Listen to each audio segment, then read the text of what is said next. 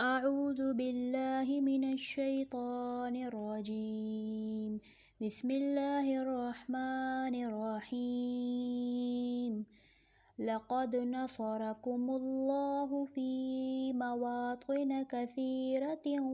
ويوم حنين إذ أعجبتكم كثرتكم فلم تغن عنكم شيئا وضاقت عليكم الأرض بما رحبت ثم وليتم مدبرين ثم أنزل الله سكينته على رسوله وعلى المؤمنين وأنزل جنودا لم تروها وعذب الذين كفروا وذلك جزاء الكافرين ثم يتوب الله من بعد ذلك على من يشاء والله غفور رحيم. يا أيها الذين آمنوا إنما المشركون نجس فلا تقربوا المسجد الحرام بعد عامهم هذا وإن خفتم عيلة فسوف يغنيكم الله من فضله إن شاء إن الله عليم حكيم. قاتلوا الذين لا يؤمنون بالله ولا باليوم الآخر ولا يحرمون ما حرم الله ورسوله ولا يدينون دين الحق من الذين أوتوا الكتاب حتى يعطوا الجزية عن يد وهم صاغرون. وقالت اليهود عزير ابن الله وقالت النصارى المسيح ابن الله ذلك قولهم بأفواههم يضاهئون قول الذين كفروا من قبل قاتلهم الله أنى يؤفكون. اتخذوا أحبارهم ورهبانهم أربابا من دون الله والمسيح ابن مريم وما أمروا إلا ليعبدوا إلها واحدا لا إله إلا هو سبحانه عما يشركون. يريدون أن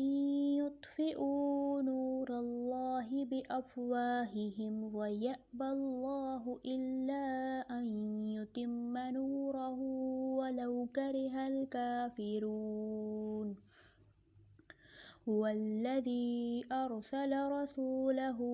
بالهدى ودين الحق ليظهره على الدين كله ولو كره المشركون. يا أيها الذين آمنوا إن كثيرا من الأحبار والرهبان ليأكلون أموال الناس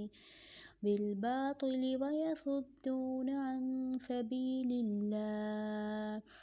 والذين يكنزون الذهب والفضة ولا ينفقونها في سبيل الله فبشرهم بعذاب أليم يوم يحمى عليها في نار جهنم فتكوى بها جباههم وجنوبهم وظهورهم هذا ما كنزتم لأنفسكم فذوقوا ما كنتم تكنزون. إن عدة الشهور عند الله 12 شهرا في كتاب الله يوم خلق السماوات والأرض منها 4 حرم ذلك الدين القيم فلا تظلموا فيهن أنفسكم وقاتلوا المشركين كافة كما يقاتلونكم كافة واعلموا أن الله مع المتقين إنما النسيء زيادة في الكفر يضل به الذين كفروا يحلونه عاما ويحرمونه عاما ليواطئوا عدة ما حرم الله فيحلوا ما حرم الله زين لهم سوء أعمالهم والله لا يهدي القوم الكافرين يا أيها الذين آمنوا ما لكم إذا قيل لكم انفروا في سبيل الله اثاقلتم إلى الأرض أرضيتم بالحياة الدنيا من الآخرة فما متاع الحياة الدنيا في الآخرة إلا قليل إلا تنفروا يعذبكم عذابا أليما ويستبدل قوما غيركم ولا تضروه شيئا والله على كل شيء قدير إلا تنصروه فقد نصره الله إذ أخرجه الذين كفروا